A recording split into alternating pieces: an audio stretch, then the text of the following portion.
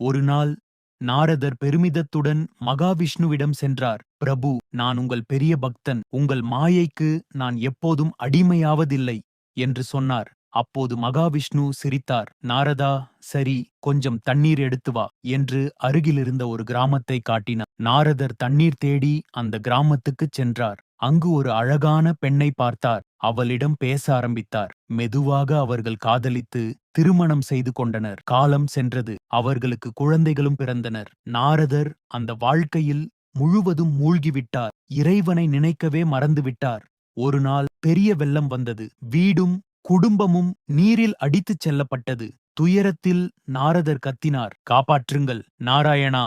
அந்த நொடியில் அவர் மீண்டும் விஷ்ணுவின் அருகில் நின்றிருந்தார். விஷ்ணு சிரித்து கேட்டார், நாரதா, தண்ணீர் எடுத்து வரச் சொன்னேன், இவ்வளவு நேரம் எங்கே போனாய்? அப்போதுதான் நாரதர் உணர்ந்தார், அது எல்லாம் விஷ்ணுவின் மாயை என்று.